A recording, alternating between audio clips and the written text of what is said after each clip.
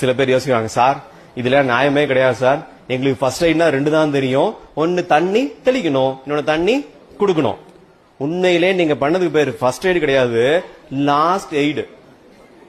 இந்த கடைசி உதவின்னு சொல்லுவாங்க இல்லையா, அந்த உதவி பண்ணிருக்கீங்க. நல்லா புரிஞ்சுங்க, எப்பவுமே முதலுதவியில என்ன செய்யணும்ன்றதை விட என்ன செய்யக்கூடாது அதுல தெளிவா இருக்கணும். செய்யக்கூடாத விஷயங்களை முதல்ல தெரிஞ்சு வச்சுக்கணும். அந்த மாதிரி செய்யக்கூடாத விஷயங்களை வரும்பொழுது கட்டாயமா ஒரு 5 பேருக்கு தண்ணியே கொடுக்க கூடாது.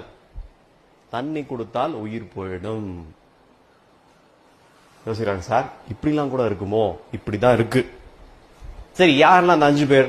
முதல்ல அன்கான்சியஸ், மயக்கமா இருக்கவங்களுக்கு தண்ணி கொடுக்க கூடாது. 2வது, தலையில அடிபட்டிருக்கு, ரத்தம் நிறைய போயிட்டு இருக்கு, தண்ணி விடுவாதீங்க. 3வது, உடம்புல அடிபட்டிருக்கு, ரத்தம் நிறைய போயிட்டு இருக்கு, தண்ணி விடுவாதீங்க.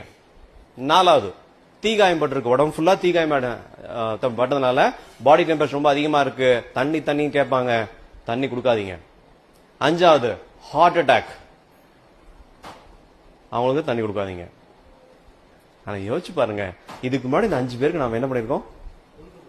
தண்ணி தான் கொடுத்துருக்கீங்க. அநேகமா அவர் போய் சேர்ந்து அதுக்கு யார் காரணம்? நீங்க மட்டும்தான் காரணம், வேற யாருமே கிடையாது.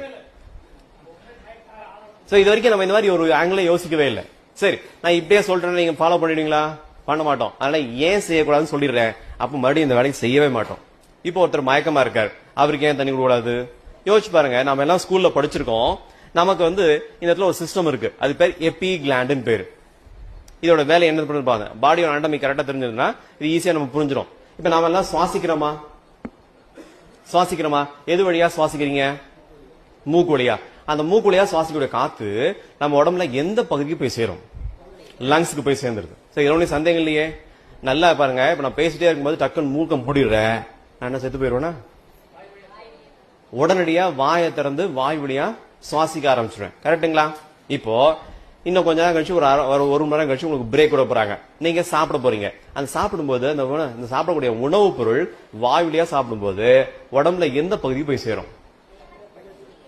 வயிற்றுக்கு போய் சேருது. பொதுவா சொல்லணும்னா வயிற்றுக்கு போய் சேர்ந்தது.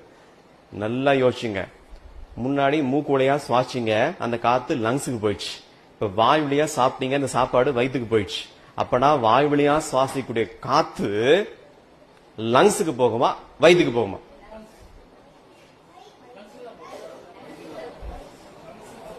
சில பேர் யோசிக்கிறாங்க, சார் இந்த ஹாலுக்கு வர்றதுக்கு முன்னாடி நான் தெளிவா தான் இருந்தேன், இப்ப எதை கண்ணை கட்டி காட்டுல விட்ட மாதிரி ஒரே கிளாரா இருக்குன்னு.